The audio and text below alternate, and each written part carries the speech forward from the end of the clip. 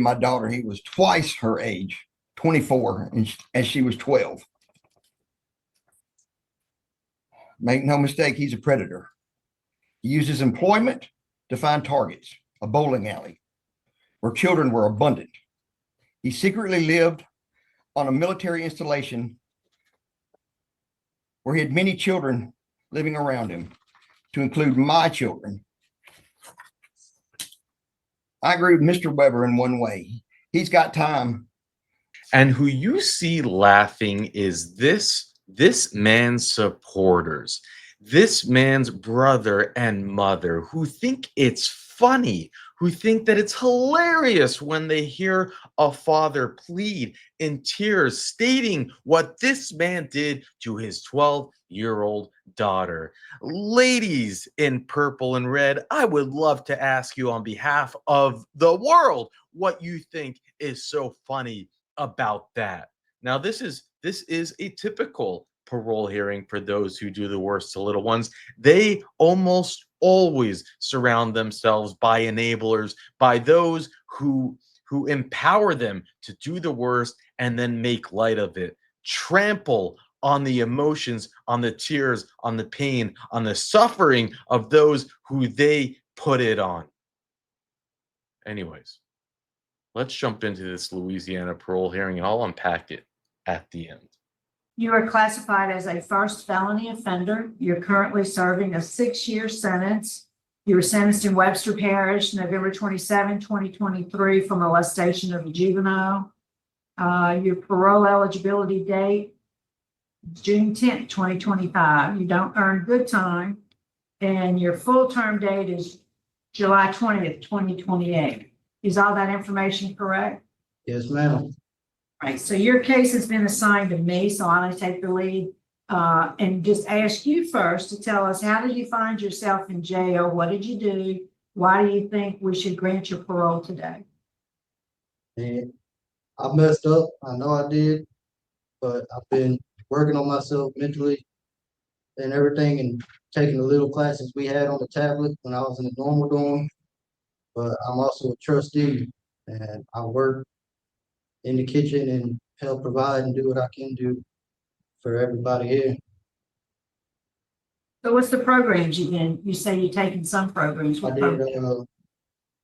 I was doing the anger management. I was started on parenting, and I took in one and passed it for mental health. Did you complete? What was the last one you mentioned? Mental health. It was called I think Art for Anxiety and Mental Health. Did you finish that one? Yes, ma'am. All Ma'am, finished all of those? I finished the last one. I didn't have time to finish the other ones. So you finished the mental health one? Yes, ma'am. All right. Well, before we continue with our interview, I'd like to hear from the folks that want to speak on your behalf. So first, could we hear from Ms. Brandy Hall, please?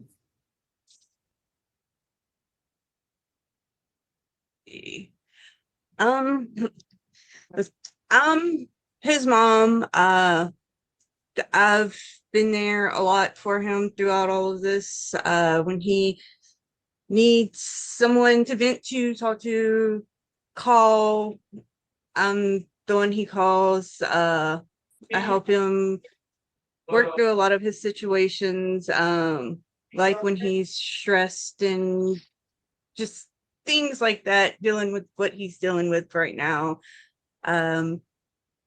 I've been kind of myself, his dad, brother, sister, we've all been there for him. We've helped find him a job for him to start when he comes home. It's just he has a little girl he hasn't got to meet. She was born in December. She'll be 3 this December. He's seen pictures of her and video chatted, but that's really the extent of him actually getting to know his daughter. Like me and him have always been really, really close. Like any problems, issues, I'm the first person he's always came to ask, like, what I think, how he should handle this or that, or like if he thinks he can't handle something, he'll come to me and just like, this is what's going on. What am I supposed to do? Like, how do I handle this? Like, or ask me like if certain things are happening, like, how do I tell somebody this without upsetting them, or how do I handle these types of things? And it's hard on all of us with him not being home. Like he was always like there, like I'm his person and he was mine and my daughter's person. He's her best friend, like her best friend. And it's been really, really, really hard on her, really hard. It's Okay. just like, From her, Fallon, is that you? yes. Yes, ma'am. What would you like to say? I would like to say that I've always been here for him and that like I always looked up for him, that he was always basically I'm gonna say, how do you put it? How do you put that word? Which word, baby girl? Basically I looked up like Mentor type. like mentor. Is that how you say it? Yeah. Mentor type of person. I always looked up to him and he was always there for me, and brother and sister always there for each other 24/7. Well, thanks for speaking with us today. We appreciate hearing from you this morning. And I think we have Mr. Troy Senior. Could we hear from you, sir?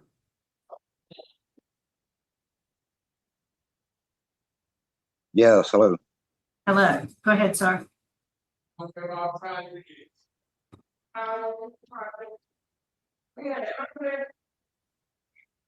Mr. Troy, what would you like us to know? I mean, I try to be there as much as I can for him. I mean, he's my son. I love him. You know, him and his mother are real close. I've always been a very busy man working out of state and trying to support my family and everything. And, him and his mother are really close. Me and him do discuss and talk about things. I know about a lot of his anger issues and, his mental issues and things like that. And, I try to guide him and comfort him and, show him the right and wrong ways to go about things and actions to take and stuff. But it's just, everybody being human make bad decisions and wrong decisions. It's just part of life, something that somebody needs to experience, to learn, and to grow from. And I feel that, he is growing mentally and physical. And I feel that, he has opportunity and chance to better himself and become a decent person.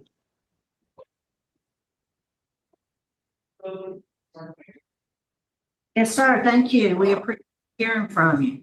Thank you so much. Now we'll hear from the victim's family. Mr. Miller, we'd like to hear what you have to say. Yes, ma'am. This is David Miller with my wife, Candace. Thank you, members of the board, for allowing me to speak in opposition to Weber's release. I will not take much of your time. I've been under the impression that Mr. Weber would not be eligible for release until my girls were out of high school, as this is what the DA and I spoke of. And that would be around June 28, I believe, what was quoted by him. Weber did not just make an oopsie, make a mistake, if you will. He's attracted to children. When he violated my daughter, he was twice her age, 24, and she was 12. Make no mistake, he's a predator. He uses employment to find targets, a bowling alley where children were abundant. He secretly lived on a military installation where he had many children living around him, to include my children. I agree with Mr. Weber in one way. He's got time to improve and get better, but he's not reached that time yet. He needs to sit still where he's at for a number more years. And I don't know that he can get better, but letting him out now doesn't help he or me and my children's situation. I had a daughter that was full of life.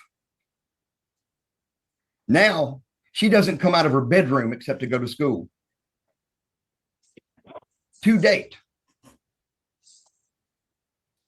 we seek many hours of treatment for this. Pending your questions or my wife's comments, I'm set. Yes, sir. Miss Candace, is there anything you want to say? I agree with my husband 100%. I don't think he's ready to come out. It has ruined my family, and it has ruined my daughter, my 12-year-old daughter, who was on every sports team. She ran multiple events in track, softball, homecoming court, wanted to stay, hang out with friends. She doesn't leave her room. She's scared to stay the night with people anymore. It has ruined her. And I plead with y'all to let him stay in there. Thank you both for sharing those feelings with us. So Troy, how long, your sentence was 10 years, is that right? And all but 6 were suspended. So how long have you been in jail? I've been in jail for 3 years. I was 22 when I got incarcerated. I'm 25 now. You've been there the whole time? No, ma'am, I got shipped here last year and became trustee and started working. So you were at Bayou Dorcheat. You're now at Bayou Correctional, right? Yes, ma'am. I'm at Did you- Bayou Corrections. Sex treatment? Ma'am, Do you do any sex offender treatment? they put me in the classes when I was in Dorcheat, but they shipped me over here. Did you do any awareness classes? I wasn't able to do any of them because they shipped me over here. And they don't have it there? we're limited to classes over here. And the dorm I'm in the work release and trustee dorm. I can't get on the classes part of the tablet no more. So I just work from 6 in the morning to 9 at night. In the kitchen, you said? Yes, ma'am. All right. I don't have any other questions. I think that both your family and the Miller family gave you some good information, and the record is quite extensive on the crime itself. I won't go into those details. So I'll ask my colleagues, any questions? I don't have any I don't questions. see any questions, Mr. Weber, so we're prepared to vote. I'll be voting first, and I agree with the Millers. You haven't had appropriate treatment, in my opinion, to give you the tools not to reoffend in this way. My vote today is going to be to deny you parole today. Mr. Barrow? I also am going to vote to deny parole based on the victim opposition, the age of the victim, and a strong law enforcement opposition. Mrs. Staples? I concur with both Mr. Barra and Ms. Wood. So today it's a unanimous vote, Mr. Weber, that your parole has been denied. Good luck to you, sir. I want to thank the folks at Bayou for helping us out today. We're going to sign off at 10:02. All right. That's one way to wipe that grin off their faces. I mean, unreal. It's like you know, you get lost. I get lost in the fact that there's this horrible crime is committed by your son, 24 years old and 12, and you are sitting there laughing at the victims, laughing at their tears, laughing at the pain and suffering and the alteration of life, and you're laughing and you're making faces. You know, they all it's birds of a feather flock together. I like to say that there's something of the roaches scurry together. We see this time and time again. This needs to be like a case study. I'm sure it is. I'm sure there are plenty of PhDs around this, but there's something different now that like parole hearings are online, and there's something that I don't think anyone really could truly grasp until you see it over and over and over and over again. And for those of you who are wondering, it's like the when I had the confetti come out and I said bingo, it's like the you know, the community, the Mandu community. There are certain words that are said by at these parole hearings. And what she said, the word that she was looking for, mentor, that's a bingo word. Oftentimes it's pillar. He's a pillar of the community or the family. It'll be bingo, but that might have been too sophisticated of a word for her. You know, she had to really grasp at this one. She's like, wait, which bingo card am I looking for here? Oh yeah, he's a mentor. A mentor. You know what he has? He didn't end up catching him. They dropped the charges, but when he was 18 years old, he called in a school shooting threat. He got arrested for that. It made the news. They emptied the schools. Parents got calls. Don't worry, your child's safe. Yeah, he's the mentor. Don't worry. Don't worry. Only 4 years later, and he's locked up for this.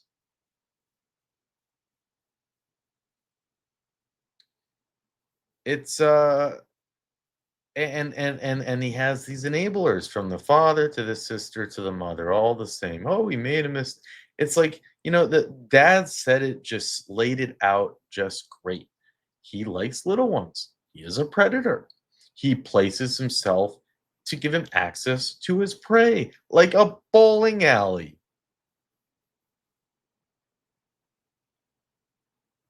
It's no coincidence. And it'll only grow from there. You know, they only get better at their craft. The next thing they do is they date women with children. They become stepfathers.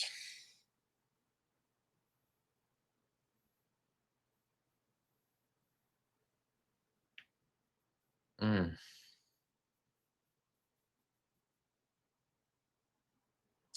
And the DA promised them, hey, I won't let them out until your daughter turns 18. Yet here he is, 2 years after getting locked up. 2023 is when he gets locked up. 2025, he has his first parole hearing. 10-year sentence, 4 suspended, 6 total years, but parole eligibility after 2. The DA doesn't show up because they're weak, spineless. They don't care. They make this father, this mother, handle this parole hearing on their own.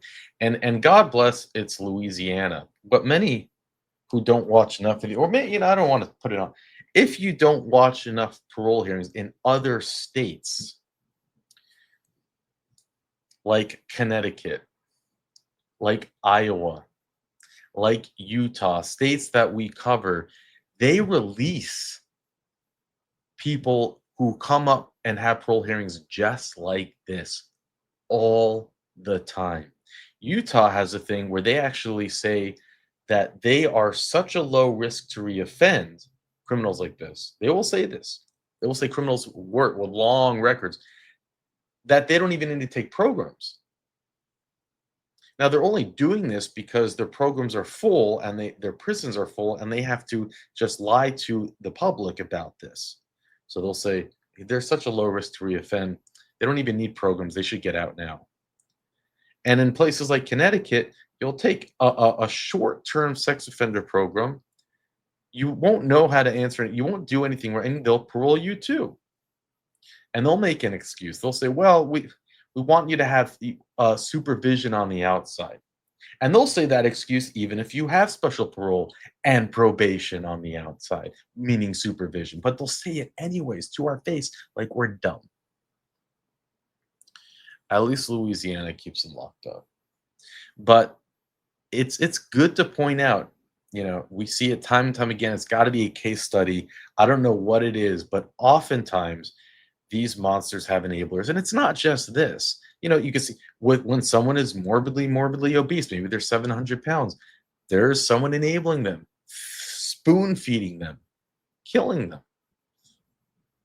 Those who have substance abuse issues, there's often an enablers in their lives. This is, I guess, a common practice, but when it comes to roaches, the chomos, it's just shocking. Nonetheless. And look, I have nothing against red here, purple here, blue here. One of our biggest channel supporters, we've Cat, I think has blue here. I don't know. I've never seen her before, but I see in the chat. You'll have to yell at me if I'm wrong. It shouldn't be an identifier, but sometimes for some reason, you gotta pay attention to it, or at least it's you never know what you're gonna get, right? I think it's a meme. It's a meme, right? Anyways. Oh, let's see. He's done. He's gone. And let's see what else did Lady Holly find on this. Holly didn't find anything on the crime. He's 25 years old today. She found that the aspects when he was 18 and when he was arrested for the school terrorizing things. There was a Facebook post. It made the news. There were some news articles about it, but I'm not going to show the news footage. It really wasn't. It's the classic news footage where they're interviewing someone from the school and saying, "How do you feel about this?" And they're like, "Well, I don't know. It's not good." And then nothing on the current crime, so can't share there. And then we'll go to our fact of the day. New York was once New Amsterdam. One of the things you may not know about America is that New York wasn't always New York. Before the city got its now iconic name, it was called New Amsterdam. It was named that by Dutch who settled in Amsterdam, and it was only changed to New York when the English captured in the 17th New York when the English captured it in the 17th century. The new name paid tribute to the Duke of York, who helped capture the city. You can still see plaques of where New Amsterdam's wall was built in 1653 on Wall Street itself. Are you serious? So, gosh, there's so much history I need to know about New York. And I, at one point in my life, lived in Manhattan, the Big Apple. I've lived in many states. I've lived in many states. I've gotten that privilege. And I had one moment where I lived. It's a funny story how I lived there. Oh, I shared it only once before. You may not have heard it. I'll share it one last time before I let you go. But basically, it was the Great Recession, and there was like these buildings that needed a super, and they didn't want to pay a super. And I volunteered to be a super, and they gave me a room, and I just wanted to be a room. But I'm not handy. I'm not. I just thought I would get off the string of my pants and do this. And YouTube was invented by them, but it was still the early stages. I didn't use it. No phone. You couldn't pull it up on your phone. The iPhone was, I think, just invented. And I got fired after like 2 months, but I was able to live in the Big Apple for 2 months, and that was a really cool experience. And anyways, with that, I'll let you go. I'm gonna say, how do you put it? How do you put that word? Which word, baby girl? Basically, I looked up like Mentor type. yeah, Like, mentor. Is that how you say it? yeah. Mentor, type of person. I always looked up to him, and he was always there for me. And I don't know that he can get better, but letting him out now doesn't help he or me and my children's situation. I had a daughter that was full of life. Now she doesn't come out of her bedroom except to go to school. To date, we seek many hours of treatment